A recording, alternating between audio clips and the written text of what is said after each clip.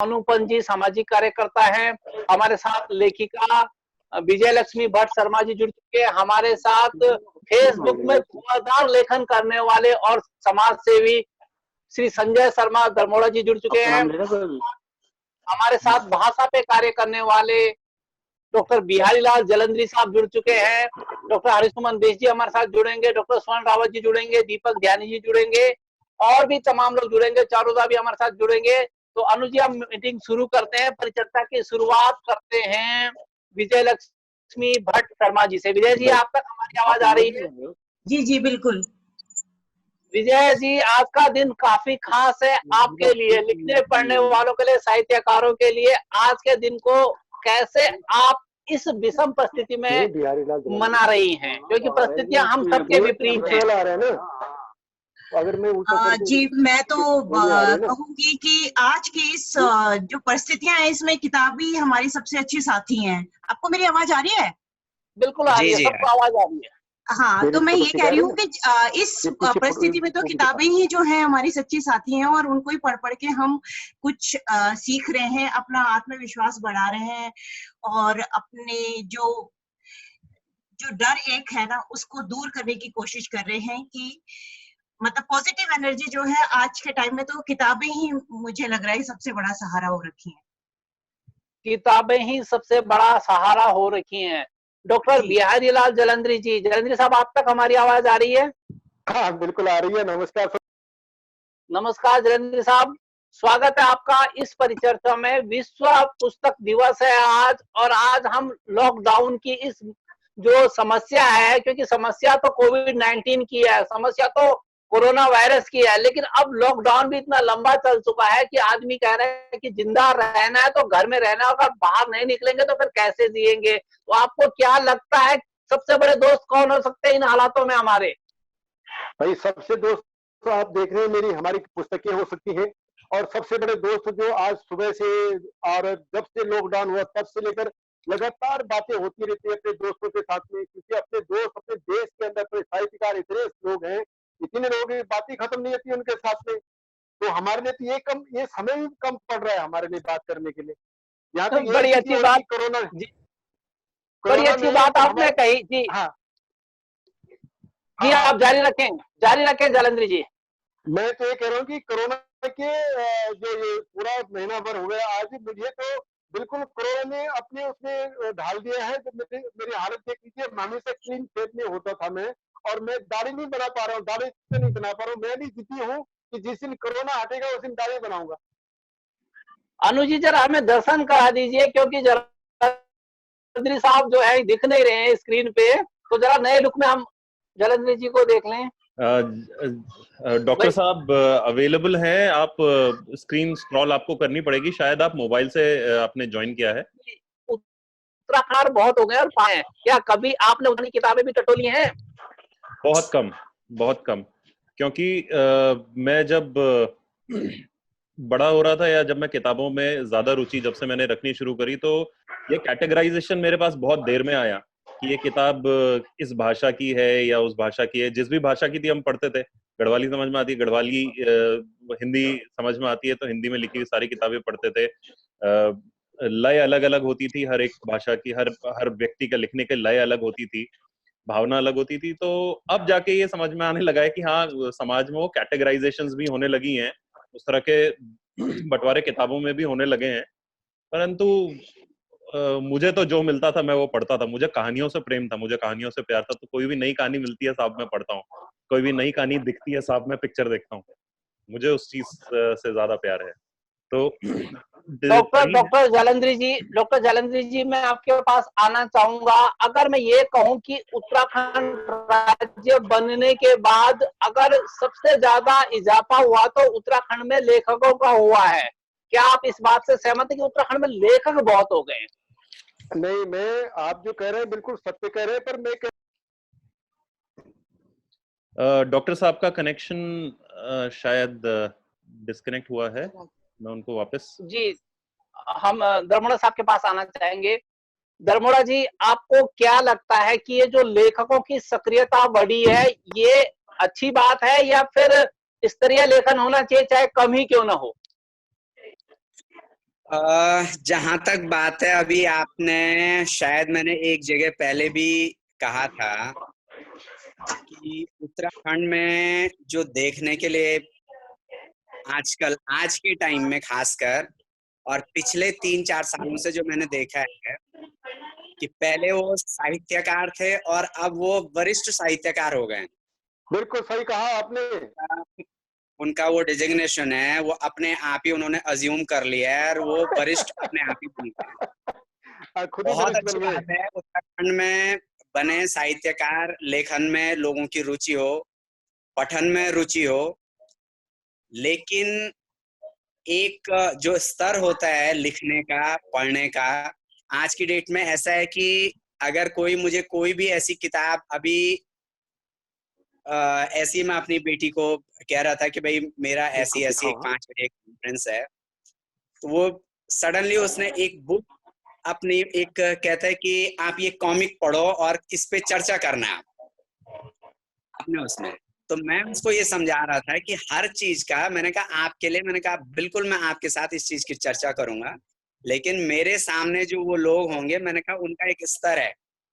तो वो जो मैं कहना चाह रहा हूँ कि उत्तराखंड में बहुत ऐसी बाढ़ सी आ गई है लेखकों की, लेकिन स्तर देखने के लिए नहीं मिल पा रहा है। और मुझे नहीं लग रहा है कि काफी ऐसे जो लेख आते हैं उसमें थोड़ा सा एक सरसरी निगाह से देख के और हम उसको इमीडिएटली उसको बंद कर देते हैं, क्योंकि उसमें शुरू में ही ऐसा कोई दम नहीं मिलता है। तो फायदा नहीं है कि भाई लेखक बहुत बढ़ गए हैं, कवि बहुत बढ़ गए हैं। जैसे आजकल मैं देख रहा हूँ कि गीतकार और हर कोई, उनको लग रहा है कि भाई हम गीत लिख सकते हैं, संगीत बना सकते हैं, गाना गा सकते हैं। सेम चीज आज की डेट में साहित्यकारी में भी हो गई है, तो ये गलत है, मेरे हिसाब से ये गलत है।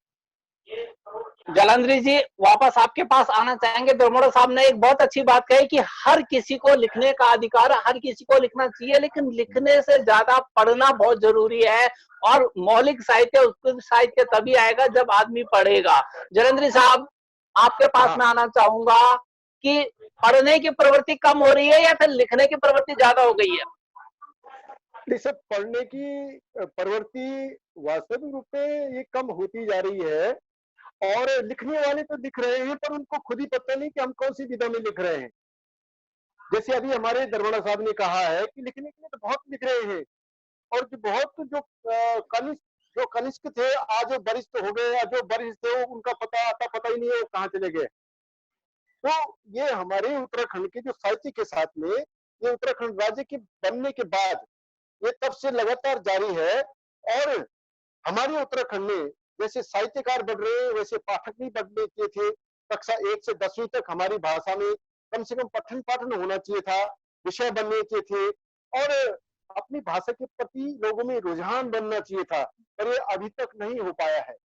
ये क्यों नहीं हो पाया है? हमारी उत्तराखंड में एकेडमी नहीं बन पाई है, हमारी उत्तराखंड में परिषद, भाषा परिषद नहीं बन पाई है। हमारी उत्तराखंड की जो हमारी भाषाएं हैं, गढ़वाल, कुमाऊं, जौनसार की भाषा है, उसके अलावा भी बहुत सारी भाषाएं हैं, हम लोग अभी मान्यता नहीं कर पाए हमारे उत्तराखंड की भाषाओं का।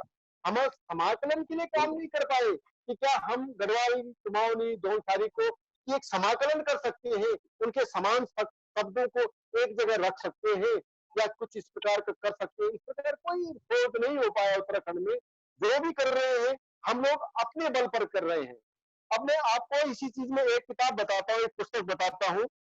ये है हमारा, ये मोयार एक पुस्तक, इसमें ये समाकलन के आधार पर है, गढ़वाली, कुमाऊनी, जौनसारी की जो शब्द समान रूप से उत्तराखंड में कहे जाते हैं, जो प्रयोग किए जाते हैं, उन्हीं के आधार पर कक्षा 1 से 10वीं तक ये पुस्तक तैयार की है। इसका विमोचन चंडीगढ़ में होना है, और ये पुस्तक पूरे देश में, हम उत्तराखंड से बाहर इस पुस्तक को संस्थाओं के माध्यम से पढ़ाएंगे, और उसके बाद हम उत्तराखंड में इस पुस्तक के बारे में बात करेंगे। क्योंकि जब तक हमारे देश में हमारे लोग हमारी भाषा की तरफ आकर्षित नहीं होंगे, तब तक हम आगे एक कदम नहीं बढ़ पाएंगे। आज हम लोगों का दुर्भाग्य है, अपनी भाषा को जानते हुए भी हम दूसरी या तीसरी भाषा में बात करते हैं। इस समय अगर हम गढ़वाली में बात करते कितनी अच्छी बात होती, या अपनी बिल्कुल बिल्कुल, हम गढ़वाली में भी बात करेंगे जलंधर जी। मुझे लगता है हमारे साथ चारुदा भी जुड़ चुके हैं। अनुज जी, चारुदा हमारे साथ जुड़े हैं क्या? बिल्कुल, लेकिन उनके साथ कुछ ऑडियो का इशू आ रहा है, शायद वो अब दूसरे नंबर से ज्वाइन करने की कोशिश कर रहे हैं। मीनवाइल हमको डॉक्टर स्वर्ण रावत और डॉक्टर हरिसुमन बिष्ट जी अभी शायद उन्होंने ज्वाइन नहीं करा है। गैलेक्सी M20 से शायद किसी ने ज्वाइन किया है। मैं कोशिश कर रहा हूँ कि पता लगाऊं कौन है। मीनवाइल जब तक हम ये बात करते हैं, सर आपसे एक सवाल जरूर है डॉक्टर साहब। हाँ। वैसे एक एक सवाल से पहले मैं एक स्टेटमेंट जरा यहाँ पे रखना चाहूंगा, क्योंकि ये जो प्रोग्राम है वो नेशनल लेवल पे जाएगा और साथ ही साथ पर्वतीय न्यूज और टैपिंग्स.लाइव दोनों ही में ये प्रोग्राम होगा। तो टैपिंग्स.लाइव उत्तराखंड और उत्तराखंड के बाहर के लोग भी इसमें दर्शक होंगे। तो हम गढ़वाली में जरूर अगले प्रोग्राम्स में रखेंगे, लेकिन हिंदी में बात करने से ये जरा ज्यादा नहीं, हिंदी में ठीक है, हमें भी स्वीकार है। जब तक हमारी भाषा जी अपने पैरों में खड़ी नहीं होती, तब तक हमें हिंदी या अंग्रेजी या दूसरी किसी की भाषाओं से हमें उसके भरोसे काम चलाना होगा। दूसरी विजय लक्ष्मी जी, दूसरी बात सर, एक सवाल मेरा है सर सभी के लिए, प्रदीप भाई साहब अगर इजाजत हो तो। जी बोलिए। मैं बहुत अलग किस्म की कहानियां पढ़ने वाला व्यक्ति हूँ, इसीलिए मेरा ये सवाल ज्यादा है। जब हम कहानियां पढ़ते थे, देखिए चाहे वो हिंदी की किताबें हो चाहे इंग्लिश की किताबें, और बहुत छोटे छोटे बच्चों को किताबें मिलती थी, हेडी या इस तरह की कहानियां जो होती थी, वो शुरुआत के पहले पन्ने से आपको बांधना शुरू कर देती थी। उसमें जरूरत नहीं थी कि वो कहानी में भारी भरकम शब्द हो या भारी भरकम भाव उसमें व्यक्त किया जाए, लेकिन एक सिंपल सी कहानी चलती थी, वो बांधते बांधते आपका आखिरी पन्ने में आप पहुंच जाते थे और वो कहानी खत्म हो जाती थी। अब वो किताबें मिलनी थोड़ी सी मुश्किल हो गई है। बहुत अच्छी किताब जो बताई जाती है, या तो उसमें वो तो बहुत बड़े शब्दों के साथ शुरू होती है, या उसमें वो कहानी का बंधन नहीं होता। बिल्कुल अनु जी, बिल्कुल आपकी बात का तारतम्य मैं समझ गया हूँ। मेरे साथ अध्ययन प्रदीप हैं, अध्ययन प्रदीप मेरे साथ हैं, आप देख पा रहे होंगे अध्ययन प्रदीप को। जी। और अध्ययन प्रदीप को अपने साथ बिठाने का मेरा मकसद सिर्फ यही है कि इस पीढ़ी को भी गढ़वाली और कुमाऊनी जौनसरी भाषा बताई जाए, क्योंकि अध्ययन पढ़ते हैं R.K. नारायणन साहब को, स्वामी एंड फ्रेंड्स को, अध्ययन पढ़ते हैं हैरी पॉटर को, अध्ययन पढ़ते हैं, जैसे कि अभी धर्मोड़ा साहब बता रहे थे कि उनकी बिटिया ने कहा कि कॉमिक्स पे डिस्कस करो। बहुत अच्छी बात है, इस उम्र के बच्चे यही कहेंगे, लेकिन हमें इनको डंडरियाल जी भी बताना पड़ेगा, हमें इनको धर्मोड़ा साहब लिंड्रिया छुआरे की कहानी भी सुनानी पड़ेगी, हमें इनको जो है 7 भाइयों की बीरा बहन, या फिर हमें इनको जो है कि काफुल पाको मिन्नीचा को, इस तरह की बाल कहानियां भी सुनानी पड़ेंगी। जब हम इन बच्चों को इस तरह की कहानियां सुनाएंगे तभी ये पहाड़ की माटी से जुड़ेंगे। जलंधरी साहब, क्या कुछ कहेंगे आप इस विषय पर? नहीं, बिल्कुल आपने जो कहा है वह एक शाश्वत सत्य है। और हम लोग आज जो हमारे उत्तराखंड में जो हमारा नया प्रदेश बनाया, बड़ी खुशी हुई हमें कि हमारा नया प्रदेश बनाया, पर वहां जो हम अपने बच्चों को परोस रहे हैं, क्या हम बीरा बहन से परिचित करा रहे हैं अपने बच्चों को? क्या हम काफुल पाको से परिचित करा रहे हैं अपने बच्चों को? क्या हम जिया रानी से परिचित करा रहे हैं अपने बच्चों को? क्या हम जो हमारी एक रानी का जिसका नाम है नकटी रानी, रानी कर्णवती थी, क्या उससे परिचित करा रहे हैं अपने बच्चों को? पीताम्बर दत्त बटवाल जी हमारे बहुत पहले डिलीट हमें, हमारे भारत देश के पहले डिलीट है, क्या हम उनसे परिचित करा रहे हैं अपने बच्चों को? मोलाराम तोमर, क्या मोलाराम तोमर से परिचित करा रहे हैं हम अपने बच्चों को? हम अपने बच्चों को क्या दे रहे हैं, इतिहास के बारे में क्या दे रहे हैं? कम से कम बच्चों के दिल में एक विषय बनाने के लिए हम लोग क्या कर रहे हैं और हमें क्या करना चाहिए? बिल्कुल जलंधरी जी, ये सवाल जो है धर्मोड़ा साहब हम लोगों के पास है जिनके बच्चे बहुत छोटे हैं। सीधा सवाल जो है जलंधरी साहब का हम लोगों के लिए है, क्योंकि विजय लक्ष्मी जी और जलंधरी जी के तो बच्चे बड़े हो गए, लेकिन हमें उस पौध को पहाड़ की जानकारी देनी है। अगर संभव हो तो बिटिया को अगर फ्रेम में आप ला सके, अगर संभव हो तो। जी मैं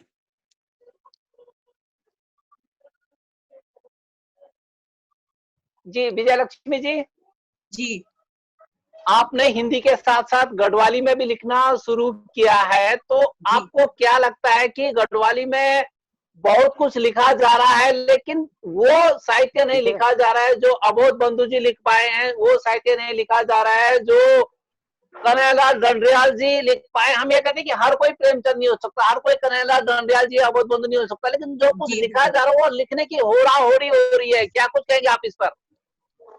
मैं ये कहूंगी कि लिखने से पहले अगर मैं कुछ लिख रही हूँ या कोई भी कुछ लिख रहा है तो उनको पढ़ना जरूरी है, उनको उस जगह तक पहुंचना जरूरी है जिसके बारे में वो लिख रहे हैं।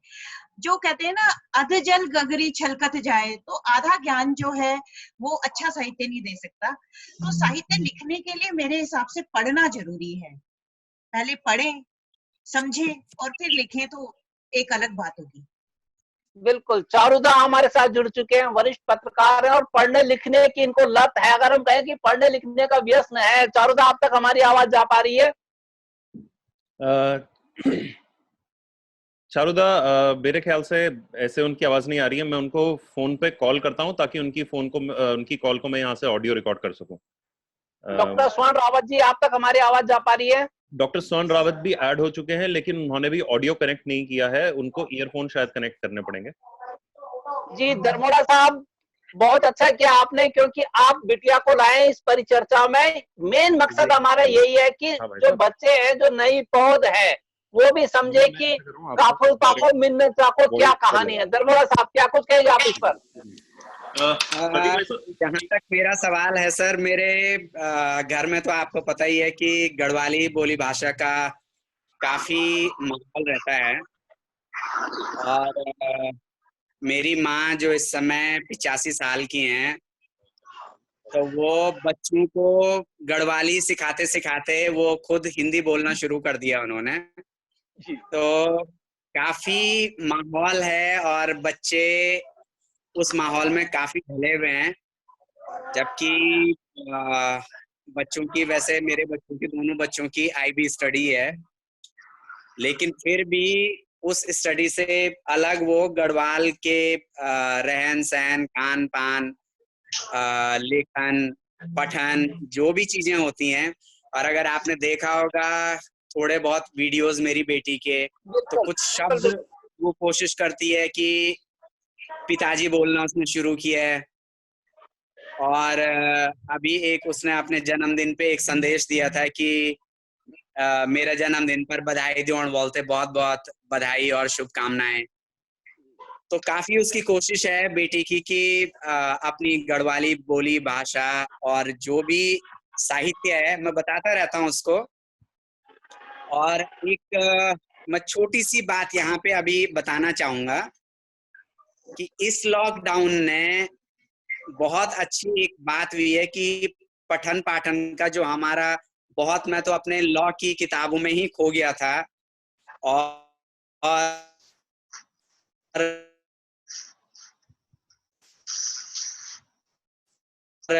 मैं एक सिविल सर्वेंट होता है, क्योंकि मेरा बहुत टेढ़े मेढ़े, जैसे अभी अनुपंत भाई साहब ने बोला कि बहुत टेढ़ा मेढ़ा पढ़ने का और लिखने का शौक था। तो इस टाइम पे जब से मैं वकालत में आया, वो पढ़ना लिखना वो ऑलमोस्ट खत्म हो गया था, और सोशल मीडिया ने तो उसको ऑलमोस्ट सब कुछ खत्म कर दिया था। इस लॉकडाउन से क्या हुआ है कि आज की डेट में एक बहुत पहले जब मैं 7वीं कक्षा में था, तो 7वीं में मैं नारायणबगड़ से एक 10 किलोमीटर दूर है एक जगह असेड़ सिमली, तो वहां मैं अपने मामा जी के साथ था। वहां मामा जी एक दुर्गा सप्तशती की एक नमंत्रम नौयंत्रम पढ़ते थे। बहुत अच्छा लगता था कि बहुत अच्छी हुआ है, धीरे धीरे हम भी गुनगुनाते थे उसको। बिल्कुल बिल्कुल, यही एक उम्र होती है, यही एक उम्र होती है जिसमें कि आदमी के अंदर संस्कार पड़ते हैं, पढ़ने के, खेलने के, समझने के। पवन मैठाणी जी हमारे साथ जुड़ चुके हैं। पवन जी, आप तक हमारी आवाज आ पा रही है? आ रही है, बिल्कुल वेदवाल जी, आपकी आवाज आ रही है। जी पवन जी, हम ये जानना चाह रहे हैं कि उत्तराखंड के जो साहित्य है, चाहे गढ़वाली कुमाऊनी हो, उसमें साहित्यकार बहुत हो गए हैं लेकिन पाठक कम हो रहे हैं। क्या बात है कि दंडयाल जी के समकक्ष या शेरदानपर के समकक्ष या फिर अवध बंधु जी के नजदीक तक हम लोग नहीं जा पा रहे? इसकी वजह क्या आपको लगता है कि लिखा ज्यादा जा रहा है लेकिन स्तरीय नहीं लिखा जा रहा है? नहीं, ये तो नहीं मैं कर सकता कि अस्तरीय नहीं लिखा जा रहा है, क्योंकि जो कुछ भी लिखा जाता है वो पढ़ा जरूर जाता है। और दौर है, ये समय का दौर है जब कन्हैयालाल डंडरियाल जी हुए या दूसरे हमारे बोगुणा जी हुए, वो 80 और 90 का दशक था। और आज हम एक इंटरनेट के युग में जी रहे हैं। तब ना इंटरनेट था, ना व्हाट्सएप था, ना वीडियो कॉन्फ्रेंसिंग थी। अर्थात हमारा सब कुछ जो लिखते थे किताबों पे ही हम लोग सारा ध्यान हमारा केंद्रित रहता था। लेकिन आज इंटरनेट होने के कारण और व्हाट्सएप पे मीडिया के मल्टी चैनल होने के कारण हमारा ध्यान भटक सा गया है या केंद्रित हो गया, डिसेंट्रलाइज हो गया, जिसके कारण हम एक ही कवि में अपनी रुचि को जाहिर नहीं कर पाते। कन्हैयालाल डंडरियाल जी उत्तराखंड का, जिनको कालिदास कहा जाता है, उनका चाटों की भीड़ से लेकर जागर नागराजा वगैरह कालखंड के एक कवि के रूप में जाना जाता है। अबोध बंधु बोगुणा को आज भी गढ़वाल यूनिवर्सिटी में पढ़ाया जाता है। लेकिन आज जो लिखा जा रहा है वो जनता में किताबों के शेप में तो आ रहा है, लेकिन जनता जो पाठक है उसको इतनी जल्दी है कि वो इंटरनेट पे उससे जल्दी पहुंच जाता है और अपनी महत्वाकांक्षा को, उत्कंठा को, जो उसके अंदर में जाहिर है, उसने अपनी मतलब की चीज ढूंढी, उसको पढ़ लिया, बाकी पूरी किताब को पढ़ने का वो जहन या मेहनत या समय नहीं गंवाना चाहता। मतलब समय नहीं गंवाना चाहता। हम हमारे साथ वरिष्ठ पत्रकार चारू तिवारी जी जुड़ चुके हैं। तिवारी जी, पूरी चर्चा आपने सुनी होगी। आप हालांकि लेट जुड़ पाए हैं, लेकिन आपको क्या लगता है कि गढ़वाली, कुमाऊनी, जौनसारी में जैसा लिखा जा रहा है उसका क्या भविष्य नजर आता है आपको? नहीं, जो अभी तक जो लिखा जा रहा है, एक तो पहली बात यह है कि जो पढ़ने की संस्कृति की बात है, लोग असल में बहुत सारी चीजें पढ़ रहे हैं और पहाड़ में भी जो चीजें लिखी जा रही है, बहुत सारी पुस्तकें कह रही है। आपने देखा होगा कि बहुत सारे नए लोग भी लिखने वाले वहां पर आए। और आप मैं ये नहीं कहता कि जो नया कुमाऊनी गढ़वालिया जौनसारी में लिखा जा रहा है बहुत पढ़ा नहीं जा रहा है, ये नहीं कहा जा सकता।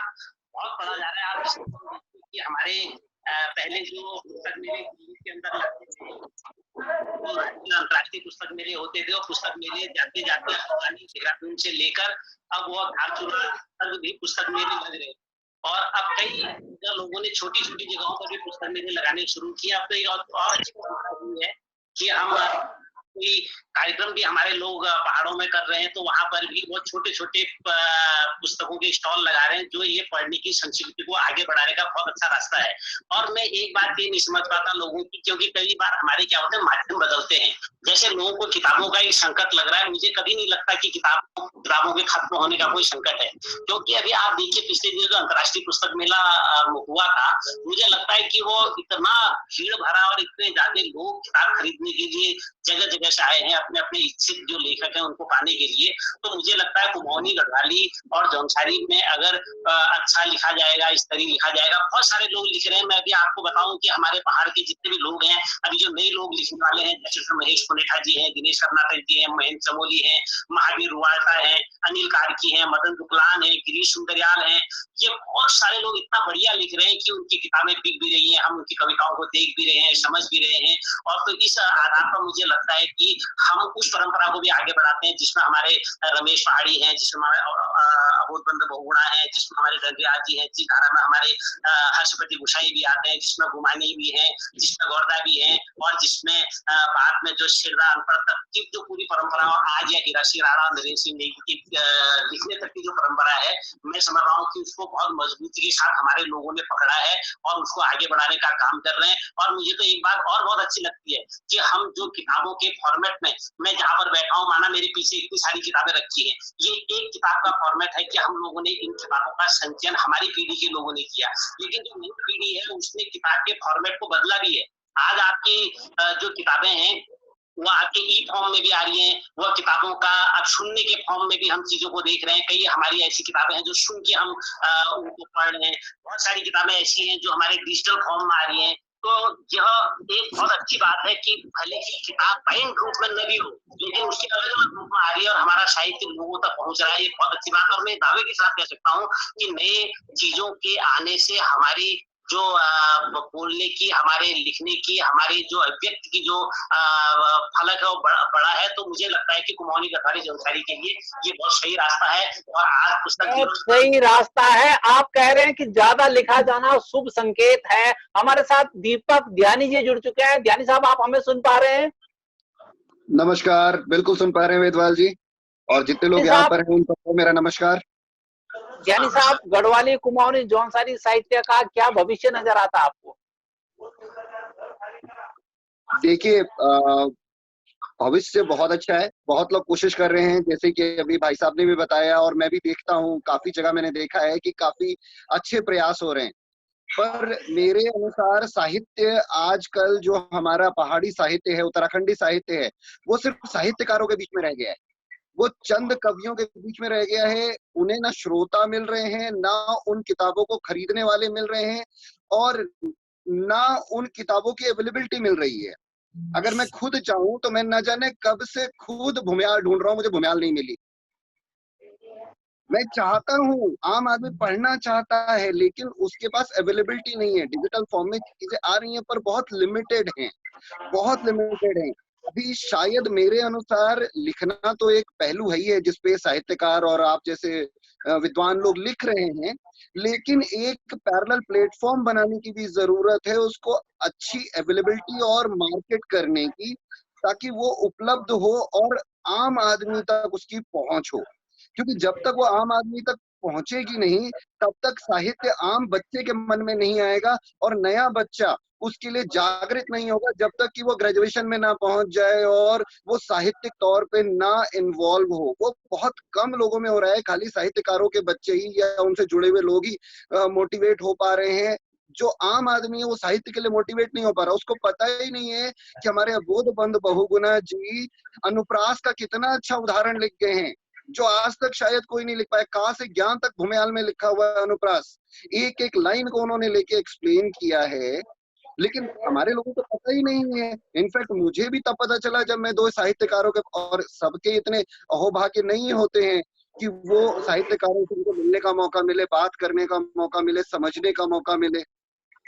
तो मेरे ख्याल से हमें थोड़ा सा इस ओर भी काम करने की जरूरत है। बस मेरा इस ओर भी काम करने की जरूरत है। समय की कमी है अनुजी, या तो हमें समय बढ़ाना पड़ेगा, क्योंकि परिचर्चा में हमारे साथ डॉक्टर स्वर्ण रावत जी जुड़े हुए हैं, उनका मंतव्य भी लेना पड़ेगा। रावत जी, पूरी परिचर्चा आपने सुनी। मेरे ख्याल से चारुदा पहले कुछ कहना चाह रहे थे। जी चारुदा।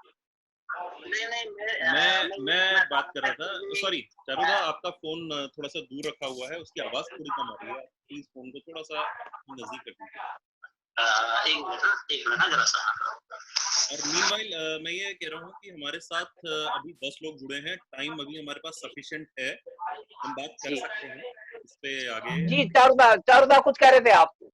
नहीं, मैं ये कह रहा था कि जैसे एक ही चीज है कि साहित्य आम लोगों तक पहुंचने की जो बात है ना, वो बहुत ऐसी बात नहीं है। क्योंकि होता क्या है कि साहित्य, संगीत, कला, ये कुछ चीजें ऐसी हैं जो अपने ढंग से व्यक्त करने के उसके अपने अपने मंच होते हैं। जैसे कोई हमारे आम लोग जो हैं वो अभी आप कहते हैं स्वर्ण रावत भी जुड़े हैं, तो मैं ये कह रहा हूँ कि जैसे हम कोई एक विधा है उसको नाटक के रूप में भी जब हम कोई प्रस्तुत करते हैं, तो पुस्तक उसी रूप में हमको वहाँ अभिव्यक्त भी होती है। जैसे अभी हमारे ध्यानी जी कह रहे थे कि भूमियाल, मैं कह रहा हूँ कि भूमियाल मेरे पास हो सकती है, क्योंकि मैं एक तो आपको मेरे पास है ना, आपको भी चाहिए थी भूमियाल।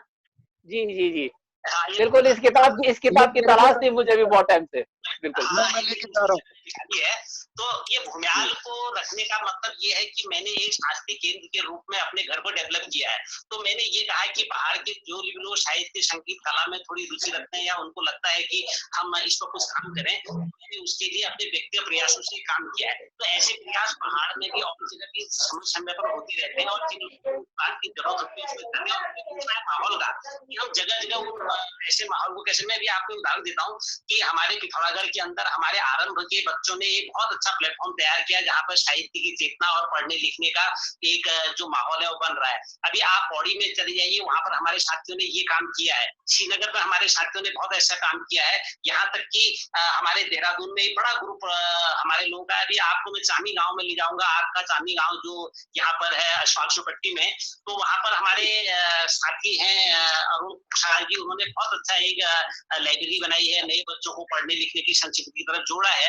तो मुझे लगता है कि ये प्रयास जब होंगे तो हमारे साहित्य, संगीत और कला और व्यक्ति की जितनी भी चीजें हैं वो डेवलप होंगी। और ये काम हो रहा है, ये प्रवास में रहे लोग भी कर रहे हैं, और बाहर में रहने वाले लोग तो बहुत ही खूबसूरती के साथ कर रहे हैं। आपको एक बहुत ही खूबसूरती के साथ कर रहे हैं। डॉक्टर स्वर्ण रावत बहुत देर से हमारे साथ जुड़े हुए हैं, लेकिन उनकी हम बात नहीं ले पा रहे हैं। डॉक्टर साहब, बहुत बहुत स्वागत आपका इस परिचर्चा में। आप गढ़वाली, कुमाऊनी और जौनसारी के साहित्य के भविष्य को किस रूप में देखते हैं?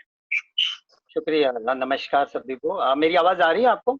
बिल्कुल आ रही है सबको आपकी आवाज। हाँ हाँ जी जी बिल्कुल बिल्कुल। बेसिकली मेरा जो अपना जो प्रोफेशन रहा है रंगमंच, तो मेरी यही कोशिश रही है कि हम क्यों ग्लोबल लेवल पे तमाम कहानियों को, जैसे शुरू में जो है बनफूल की ताजमहल हो गई, या रस्किन बॉन्ड की द ब्लू अम्ब्रेला जिसमें बाद में फिल्म बनी है, या हमारी जो है ये द एम्पायर्स न्यू क्लॉथ जो चारू जी के सौजन्य से हमने अल्मोड़ा भवन में उसका रिहर्सल वगैरह भी किया था। तो बाद में मैंने सोचा कि नहीं, अपने उत्तराखंड में इतने साहित्यकार हैं जो तमाम कहानियां उपन्यास लिखते हैं, तो मैंने वो भी प्रयोग किया, जिसमें कि मुझे सौभाग्य मिला सबसे पहले महावीर रवाल्टा की कहानी का खुली आंखों में सपने का एनएसडी में करने का, और उसका अभी कुछ साल पहले हमारे चारू तिवारी जी के सहयोग से ये राजेंद्र भवन दिल्ली में भी उसका रिपीट शो किया था।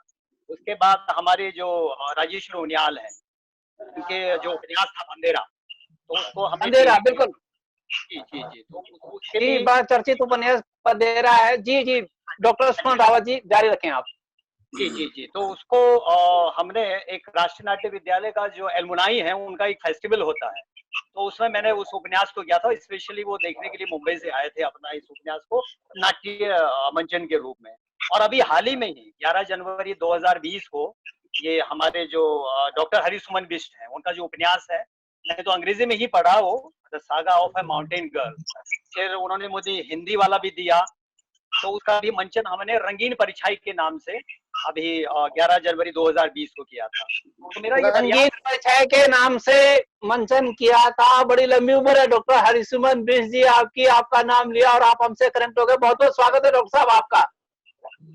उनको आप पूछिएगा, वो हमारे मुख्य अतिथि भी थे उस दिन, वो अपनी प्रतिक्रिया बताएंगे कि उनके उस कृति को हम मंच तक कितना न्याय कर पाए हैं। तो ज्यादा अच्छा रहेगा कि वो एक उस नजरिए से आपको बताएंगे। जी डॉक्टर बिष्ट जी, आप हमें सुन पा रहे हैं?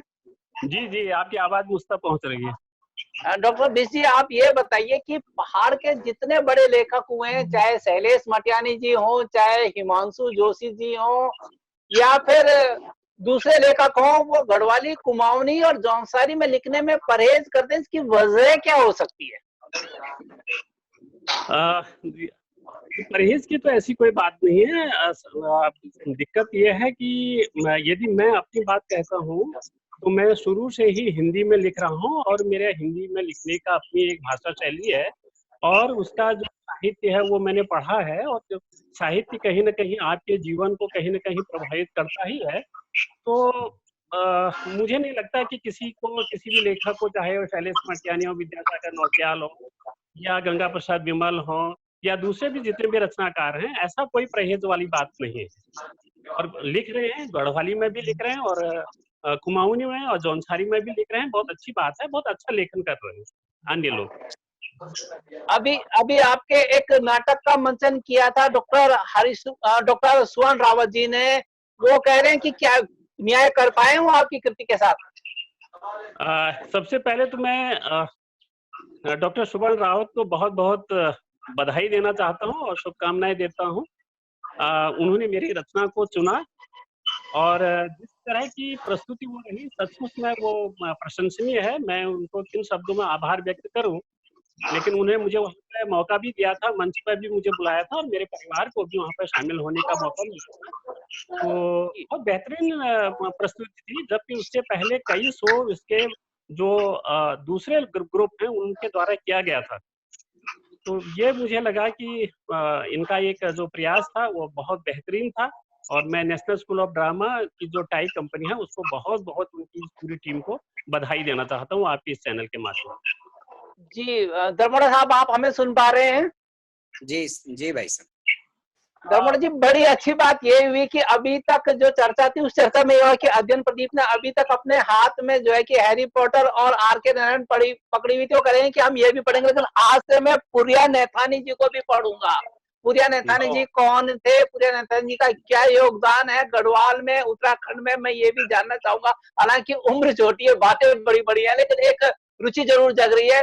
पवन मैठानी जी, क्या कुछ कहेंगे? आपकी हिंदी, जो लोग हिंदी में लिख रहे हैं वो अगर गढ़वाली, कुमाऊनी और जौनसारी में भी लिखे तो इससे आंचलिक साहित्य की भी सेवा होगी क्या? पवन मैठानी जी।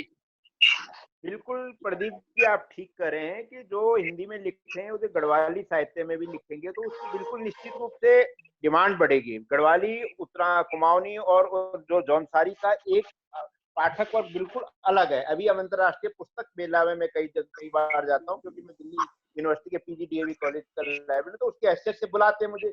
जब हम विजिट करने में कई पहाड़ के स्टॉलों पे भी गया, बिनसर पब्लिकेशन में 2 साल पहले हम गए थे, तो अधिकांश जो हमने वहाँ पे बड़े बड़े लेखक आए थे, लोग आए थे, और उन कह रहे थे कि हमें पहाड़ की जो लोकप्रिय कहानियां हैं, जो लौकिक कहानियां वहाँ की या जन प्रचलित कहानियां हैं, उनको हम पहाड़ी भाषा में सुनना चाहते हैं, चाहे वो गढ़वाली में हो, चाहे कुमाऊनी में हो, चाहे जौनसारी में हो। अर्थात पाठक वर्ग है, पाठक लालायित। हम ये नहीं कर सकते कि हमारा नया वर्ग आ गया, नई पीढ़ी आ गई, वो साहित्य से विमुख हो रहा है। यदि उसको सही साहित्य मिलता है, सही पुस्तक मिलती है और उसको वो ढूंढ रहा है और ढूंढने के लिए लालायित है और ढूंढता भी है, तो निश्चित रूप से ये नहीं कर सकते कि जो लिखा जाएगा वो पढ़ा नहीं जाएगा। गढ़वाली और कुमाऊनी का एक बहुत अच्छा पाठक वर्ग डेवलप हो रहा है। मैं कॉलेज में बैठता हूँ, मेरे पास इतनी क्वेरीज आती है डीएवी कॉलेज के अंदर, इतने फोन आते हैं कि मैठानी साहब आपके अंदर अभी ये गढ़वाल का ये उपन्यास मिलेगा, गढ़वाली भाषा का ये कुछ साहित्य मिलेगा। अभी मेरे को अभी कुछ दिन पहले यही लॉकडाउन के अंदर हमारे गढ़वाल में कौन कहाँ के एक भक्त दर्शन जी जब एजुकेशन शिक्षा मंत्री हुआ करते थे 1956-57 में उन्होंने लिखी, और आजकल लॉकडाउन में कई लोगों ने उसकी डिमांड हमारा कर दी कि भाई ये किताब मैं ढूंढना चाहता हूँ। अर्थात पहाड़ के साहित्य नया हो चाहे पुराना हो, जो रिसर्च वाला तो मांगेगा ही, लेकिन जो हमारा नया पाठक वर्ग है, जो पहाड़ के बारे में जानना चाहता है, उत्तराखंड के बारे में जानना चाहता है, पहाड़ की लोक संस्कृति के बारे में जानना चाहता है, साहित्य के बारे में जानना चाहता है, तो एक स्तरीय साहित्य की खोज वो हमेशा करता रहता है और लालायित है कि वो उसको पढ़ने को मिले, और वो मांगता भी है, उसकी डिमांड भी करता है। उसकी डिमांड भी है डॉक्टर हरिसुमन बिष्ट जी, विजय लक्ष्मी भट्ट शर्मा जी, अगर आपका जो हिंदी साहित्य है उसका कोई गढ़वाली या कुमाऊनी में अनुवाद करना चाहे तो आप लोग इच्छुक हैं क्या? ये सवाल मुझसे है जी तो, डॉक्टर साहब आपसे ये सवाल। जी मुझे एक बात बहुत स्पष्ट करनी है कि जब हम कुमाऊनी और गढ़वाली और जौनसारी को लेकर बात कर रहे थे, शायद आपके ही चैनल पर हमने एक बार पहले बात की थी, और मेरा सौभाग्य था कि कुमाऊनी गढ़वाली बनाने की एकेडमी बनाने का जो मौका था वो मुझे दिल्ली सरकार में मिला था। जितना मैं कर सकता था प्रयास मैंने किए थे। यह बात जब बाद में आपने मुझसे सवाल किया था तो भी मैंने ये स्पष्ट किया था कि एकेडमी कहीं न कहीं आज न कल जरूर बनेगी, लेकिन चूंकि वहाँ के उप मुख्यमंत्री ने बात कह दी तो बनेगी, ये आपको याद होगा। अब सवाल ये है, हाँ, अब सवाल ये है कि मैं शुरू से ही तब कहाँ कुमाऊनी का, गढ़वाली का या जौनसारी का ऐसा कुछ नहीं था। जब मेरे जीवन की शुरुआत हुई थी तब मैं लोकगीतों तक सीमित था। जो झोड़े, चांचरी और अन्य विधाएं हमारी थी वही वो चीजें मुझ तक पहुंचती थी और मैं उनको सुनता था, गाता था। और आज मैं आपको स्पष्ट बता दूं, आज मैं 62 साल का हूँ, रिटायर्ड हो गया हूँ, लेकिन उसके बावजूद मेरी सबसे ज्यादा पसंदीदा जो होती है वो कुमाऊनी और गढ़वाली जो गाने हैं, वो जो नृत्य हैं, वो मैं अपने से अलग नहीं कर पाता। और आज भी शाम को 5 बजे 6 बजे मेरा 1 घंटे का जो नृत्य मैं अपना करता हूँ, अपनी प्रैक्टिस करता हूँ, वो मैं कुमाऊनी और गढ़वाली लेकर होता हूँ। उसमें कोई और जो लोक म्यूजिक है, लोक जो गीत हैं, वो बिल्कुल शामिल नहीं होती। ऐसा नहीं है कि मेरा उसके प्रति लगाव नहीं है। अब सवाल यह है कि वो भाषा मेरे अभ्यास में नहीं है। जब तक अभ्यास में मैं चीजों को नहीं लाऊंगा, मैं एक सही चीज, एक अच्छी चीज दे पाने में असमर्थ हो जाऊंगा। आप समझ बिल्कुल रहे हैं सही मेरी कह बात रहे को? हो, बिल्कुल तो बिल्कुल मानते हैं आपकी बात को। मैंने जो साहित्य पढ़ा है वो हिंदी साहित्य पढ़ा है, मैंने हिंदी के बड़े रचनाकारों को पढ़ा है, और जीवन में कहीं न कहीं बड़े रचनाकार का छोटे रचनाकार पर शुरुआत में बहुत ज्यादा असर होता है। असर होता है, बिल्कुल बिल्कुल, आपकी बात असर बिल्कुल होता है। मानते हैं, आपकी बात मानते हैं। विजय लक्ष्मी जी, आप क्या और कुछ कहेंगे? जैसे एक बात मैं जो आपकी बात और कहना चाहता हूँ, लेकिन जितना भी मेरा साहित्य है, जितना मैंने आज तक लिखा, जितने मैं उपन्यास मैंने लिखे हैं, या शैलेश मटियानी या विद्यासागर नौटियाल या हमारे दूसरे हिमांशु रचनाकारों जोशी ने जी, लिखा, बिल्कुल बिल्कुल, हिमांशु जी पहाड़ ने, जीता है, पहाड़ जीता है, जागता है से उनकी पहाड़ रचनाओं है, में। बिल्कुल और बिल्कुल, पहाड़ से बाहर नहीं पहाड़ है वो बोलता रचनाएं। है, पहाड़ से बाहर नहीं है। और जो मैंने इधर मेरी रचनाएं आई है, चाहे आचरी माचरी हो या दूसरा उपन्यास मेरा आया हो, उसमें आपने देखा होगा कि कहीं न कहीं एक विकास है, एक विकास का रास्ता हम चुनते हैं, हम उस बिल्कुल मुद्दे बिल्कुल, समय पर बात समय करते समय समय समय की कमी है डॉक्टर साहब, हमें जी, जी, जी। प्रदीप उनका जी, भी मंतव्य इसमें लेना पड़ेगा, हमें मंतव्य लेना पड़ेगा विजय लक्ष्मी भट्ट जी का। विजय लक्ष्मी जी, संक्षिप्त में अपनी बात कहिए कि अगर आपके साहित्य का कोई गढ़वाली कुमाऊनी में अनुवाद करना चाहेगा तो आपकी हामी है इसमें? जी बिल्कुल है। और मैं एक बात काफी देर से रखना चाह रही थी प्रदीप जी, कि जब हम साहित्य लिखते हैं पर जब तक उसकी समीक्षा नहीं होगी तो हमें अपनी कमियां पता नहीं चलती। तो इसलिए साहित्य लिखने के बाद उसकी समीक्षा बहुत जरूरी है। तो समीक्षा तभी होगी जब लोग साहित्य पढ़ेंगे, और बिना समीक्षा के हम अपनी खामियां दूर नहीं कर सकते हैं। मेरा बिना यही बिना समीक्षा के खामियां दूर नहीं कर सकते। डॉक्टर सोहन रावत जी, कुछ कह रहे थे आप? हाँ, मैं ये कह रहा था कि ऐसे नहीं है कि हमने सिर्फ जो है ना हिंदी भाषा में ही किया। अभी रिसेंटली देहरादून में हमने एक शो किया था, और वो बेसिकली उसमें रिवर्स किया था हमने। लिखा हिंदी में गया था, लेकिन मंचन जो है ना हमने गढ़वाली में किया, और वो जी। था इनका राजेश्वर उनियाल का ही। वो किताब भी छप गई है तर्पण के नाम से, तीलू रौतेली पे बेस्ड था। वो बिल्कुल फुल लेंथ बिल्कुल, प्ले हमने देहरादून गीत टाउन गीत हॉल में नाटिका तीलू रौतेली, बिल्कुल बिल्कुल। जी जी, जी चारुदा, जी। आप कुछ कह रहे थे? चारुदा, आप कुछ कह रहे थे? मैं ये कह रहा था, जैसे डॉक्टर हरीशोन मिश्र जी ने एक बात को रखा, जैसे आप लोगों ने भाषा के सवाल को रखा कि कुमाऊनी गढ़वाली जौनसारी में क्या लिखा जाना चाहिए, क्या नहीं लिखा जाना चाहिए।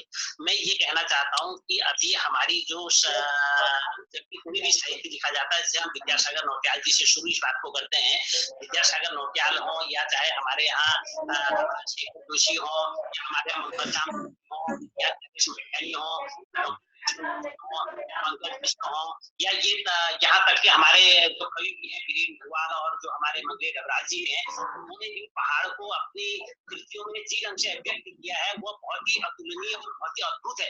और अगर किसी को पूरे गढ़वाल को जानना हो, अगर किसी को टिहरी को जानना हो, एक ऐसे साहित्यकार से हमारी मुलाकात है, उनका नाम है विद्यासागर नौटियाल, जिन्होंने सिर्फ टिहरी के इर्द गिर्द कहानियां लिख के पूरे हिंदी साहित्य में बहुत महत्वपूर्ण स्थान बनाया। और यह भी बहुत मायने खींच है कि एक आदमी एक जगह को लेकर पूरी कहानियों का निर्माण और उपन्यास लिखता है। उनका चाहे उत्तर बाया हो, चाहे वो यमुना के बागी बेटे हो, चाहे वो खर्चा पंसार हो, चाहे उनका भीम अकेला हो, उनमें जिस ढंग से पूरा पहाड़ व्यक्त होता है तो उसमें लगता है कि हिंदी के साथ हम गढ़वाली बोल रहे हैं, हम गढ़वाली जान रहे हैं, गढ़वाली परिवेश को जान रहे हैं। तो हम उन्होंने अपने वैसे आप कभी आइए उस चिड़िया का नाम अगर आप पंकज मिश्र जी का देखें तो उसमें भी बिल्कुल बिल्कुल उसी ढंग से दिखाई देता है। अभी आप जब आप पूरे शिवानी को देखें, का पूरा जो शिवानी तो पहाड़ में रही भी बहुत शिवानी अजमेर में पैदा हुए, लेकिन उसके बाद में उन्होंने जिस ढंग से कुमाऊनी शब्दों का इस्तेमाल अपने उपन्यासों में किया है, जिनको पूरे देश और दुनिया ने पढ़ा है, वो बहुत अद्भुत है। तो मैं इस पर ये बहुत अद्भुत है, बहुत अद्भुत है। समय की कमी है, हम संजय धर्मोड़ा जी के पास आना चाहेंगे। धर्मोड़ा साहब, आपको क्या लगता है कि जो साहित्य पहाड़ को, अपने परिवेश को दर्शाता हो, चाहे किसी भी भाषा में हो, लेकिन उसमें परिवेश की महक होनी चाहिए, माटी की महक होनी चाहिए, क्या कुछ कहेंगे आप इस पर? जी, मैं अभी चारू भाई साहब की बात से बिल्कुल सहमत हूँ कि कोई भी साहित्य पढ़ते हुए किसी भी भाषा में हो, जैसे मैं आपको पहले भी बता चुका हूँ कि पिछले 30 सालों से शायद हिंदी या गढ़वाली का कोई भी ऐसा वो नहीं है मेरे पढ़ने लिखने में। इंग्लिश का ही वो है, क्योंकि कोर्ट्स में आपको पता ही है कि, लेकिन कोई भी साहित्य में अगर वो हिंदी में हो, इंग्लिश में हो या किसी में भी हो, कई बारी मुझे उसका परिवेश ऐसे पता चलता है कि मुझे लगता है मैं पहाड़ में बैठा हुआ हूँ। तो भाषा का इतना वो नहीं है, हमें जरूर अपने उत्तराखंडी बोली भाषा को महत्व देना चाहिए, लेकिन किसी भी भाषा में अगर साहित्य लिखा गया हो उसकी फीलिंग क्या है, उस फीलिंग से आप साहित्य की समीक्षा कर सकते हैं। साहित्य की समीक्षा कर सकते हैं। डॉक्टर बिहारी लाल जलंधरी भाषा पे बहुत अच्छा काम कर रहे हैं। इस आज की परिचर्चा का जो है कि निष्कर्ष आप किस तरह से लेते हैं, आप क्या कुछ कहना चाहेंगे? देखिए साहब, हमारी गढ़वाली, कुमाऊनी, जौनसारी जो हमारी भाषाएं हैं, उत्तराखंड की जो क्षेत्रीय भाषाएं हैं, इन पर काम होना चाहिए और इन पर साहित्य का जो सर्जन आज तक हुआ है, बहुत ही इस पर साहित्य रचा गया है। पर जो भी साहित्य रचा गया है उसमें जो हमारी क्षेत्रीय ध्वनियां हैं, जो हमारी उत्तराखंड की, जिनको हम प्राण कह सकते हैं, ध्वनियों का प्राण कह सकते हैं, लिपि के अभाव में उन ध्वनियों का प्राण खत्म हो रहा है। हमारी भाषा दिन प्रतिदिन अपभ्रंशित होती जा रही है। अब जो एक शब्द है, अड़ा शब्द है, तो हम उसको मराठी का अड़ा शब्द को अपनी लिखते हैं उसमें। अब कारण क्या है कि हमारी भाषाओं पर रिसर्च नहीं हो पाया, क्योंकि इस तरफ किसी का ध्यान गया ही नहीं। हर आदमी लिखना चाहता है, पर उसको लिखने के लिए शब्द नहीं मिलते। तो हमको इस तरफ भी ध्यान देना चाहिए कि अपने जो अपने प्राण है, भाषा का प्राण को बचाने के लिए हमें क्या करना है। गढ़वाली, कुमाऊनी, जौनसारी अपनी जगह है और वो अपनी जगह स्थिर रहेंगी, किंतु उसके जो शब्द खत्म हो रहे हैं ये देवनागरी लिपि के वर्चस्व के कारण, उन शब्दों का क्या होगा, इस पर भी हम लोगों को विचार विमर्श करना चाहिए। और उस पर अगर हम उसके लिए, जैसे गढ़वाल विश्वविद्यालय ने इस तरह खोज हुई और उसमें ध्वनि के अक्षरों का उन्होंने निर्माण किया, उसको स्वीकृति दी, तो वो 5 अक्षर जिनका नाम गौ आखिर का रखा गया है, उन गौ आखिरों का जिनका फाउंड उत्तराखंड सरकार ने बनाने के लिए मदद भी की है कि इस फाउंड को लिपि के बीच में, लिपि के साथ में इनके अक्षरों को जोड़ करके साहित्यकारों का उनका लाभ लेना चाहिए, उसका सदुपयोग करना चाहिए, ताकि हमारी ध्वनि के प्राण बचे, हमारी भाषा का जो असली प्राण है वो बचे, जो मिठास हमारी भाषा की, हमारा जितना भी साहित्य है, हमारा जो साहित्य है, इस साहित्य में लगातार हमारा ध्वनि का जो प्राण है वो खत्म होता जा रहा है। हमारी भाषा लगातार धीरे धीरे ध्वनि के प्राण बचने चाहिए। दीपक ध्यानी जी, आप सुन पा रहे हैं? जी बिल्कुल। दीपक ध्यानी जी क्या कुछ कहेंगे? क्योंकि अध्ययन प्रदीप ने जो टोपी पहनी है वो श्यारा रिटेल ने बच्चों को सिखाया कि पहाड़ी टोपी पहनो। हाथ में जो किताब है वो आज भले ही दिखाने के लिए हो कि पूरा नैतानी है, लेकिन ये बच्चे कैसे जुड़ेंगे पहाड़ी परिधानों से, पहाड़ी व्यंजनों से, पहाड़ी साहित्य से? देखिए, पहाड़ी साहित्य से पहाड़ी बच्चों को जोड़ने के लिए मेरा स्टैंड अभी भी वही है कि हमें इसे बच्चों के पास ले जाना पड़ेगा, आम सरल भाषा में अनुवाद करके भी और इसकी पहुंच को आसान बना के भी। आप देखिए, अभी जैसे हम लोग के बच्चे आजकल कोदा खाने को मना करते हैं, तो क्या उस कोदे से पिज्जा बना के बच्चों को नहीं खिला सकते जो बच्चे पिज्जा खाते हैं? उसी तरह से हमारा जो साहित्य है उसको उनकी ही भाषा में, उनके ही तरीके से उन तक पहुंचा करके हम उसको आगे बढ़ा सकते हैं। धन्यवाद। दीपक जी, मुझे नजर आ रहा है कि आपके सामने कुछ पहाड़ के उत्पाद रखे हुए, अगर आप दिखा पाए तो। क्षमा चाहूंगा बीच में इंटरप्ट करने के लिए, टाइम एक्चुअली इसका एंड होने वाला है। बिल्कुल, तो फिर कभी और इस पे चर्चा रखेंगे। तमाम मेहमानों का बहुत बहुत धन्यवाद कि आप विश्व पुस्तक दिवस के इस खास मौके पे आज की इस परिचर्चा में जुड़े। बहुत बहुत धन्यवाद। डॉक्टर आयुष्मान बेस जी का बहुत बहुत धन्यवाद। डॉक्टर बिहारी लाल जलंधरी का बहुत बहुत धन्यवाद। डॉक्टर स्वर्ण रावत जी का, चारू तिवारी जी का बहुत बहुत धन्यवाद। संजय शर्मा धर्मोड़ा जी का, विजय लक्ष्मी भट्ट जी का, और बहुत बहुत धन्यवाद। धन्यवाद। बस अंत में जाने से पहले मैं आप सबको एक बार आप सबकी डिटेलिंग यहाँ पे इसमें डाल दूं कि ये एज अ रिकॉर्ड ये आगे भी जाएगा। तो इस परिचर्चा में हमारे साथ डॉक्टर बिहारी लाल जलंधरी जी जुड़े, दीपक ध्यानी जी जुड़े, पवन मैथानी जी जुड़े, प्रदीप बेदवाल जी जो इस पूरी परिचर्चा का संचालन भी कर रहे थे और वरिष्ठ पत्रकार भी हैं और पर्वतीय न्यूज का भी संचालन कर रहे हैं, वे जुड़े। चारू भाई साहब, चारू तिवारी जी जुड़े, जो कि न सिर्फ किताबें बल्कि सामाजिक क्षेत्र में भी हम लोगों को काफी मदद करते हैं, वे जुड़े। हरिसुमन बिस जी एक जाने माने लेखक हमारे साथ जुड़े। विजय लक्ष्मी शर्मा जी एक जानी मानी लेखिका हमारे साथ जुड़ी।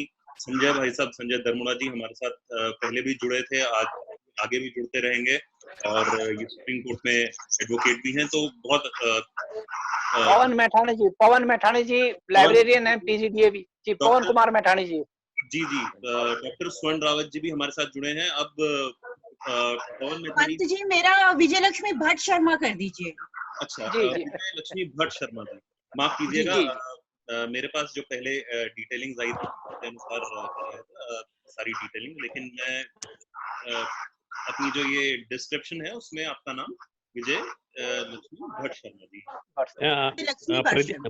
प्रदीप जी, एक बात मैं आपको लास्ट में कहना चाहता हूँ कि ये जो आपने चर्चा की, बहुत शानदार चर्चा की, बहुत अच्छी चर्चा की, और मैं क्षमा चाहता हूँ कि मैं इसमें देर से जुड़ा कुछ टेक्निकल वजह से।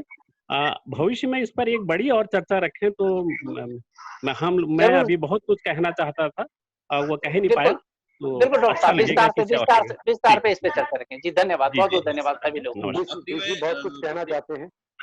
हाँ, आखिरी में मैं एक चीज और इसमें बोल रहा हूँ, इस पर्टिकुलर डिस्क्रिप्शन का लिंक आपके पास आएगा और इसमें ही आप अपनी सारी डिटेल्स डाल सकते हैं। प्रदीप भाई साहब के पास अगर आगे समय होगा तो मैं चाहूंगा कि वो इस डिस्क्रिप्शन, इस पर्टिकुलर टॉपिक के ऊपर और आगे विस्तृत बात करें, हम किताबों के ऊपर करें।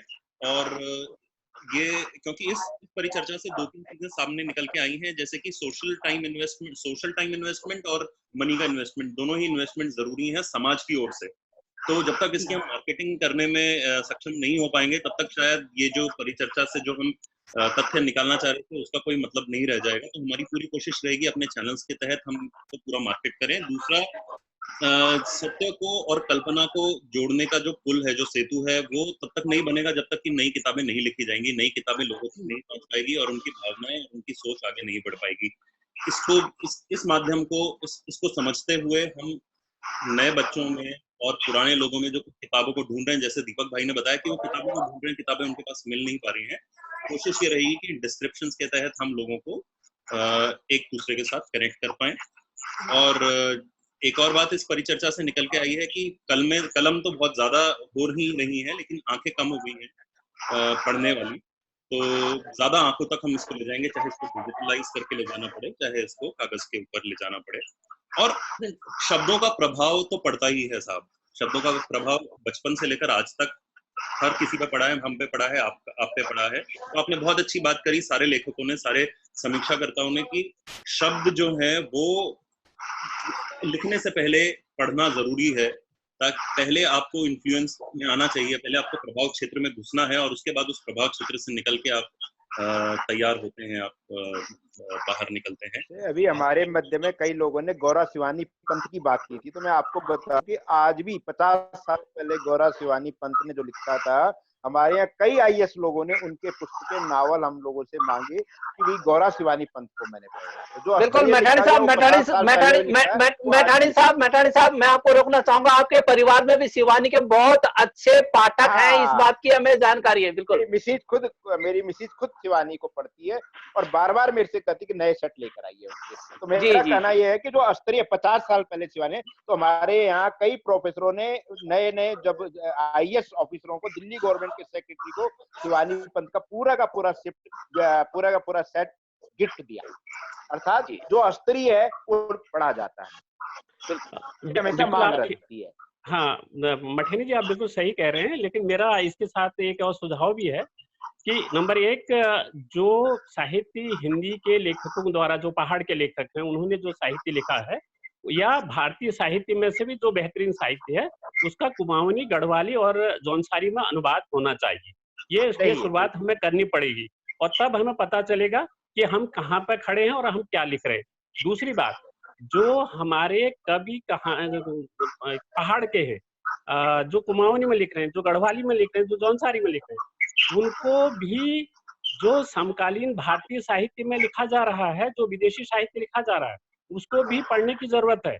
उनको ये अपना मूल्यांकन खुद ही करना पड़ेगा कि वो कहाँ पर लिख रहे हैं और क्या सोच के लिख रहे हैं।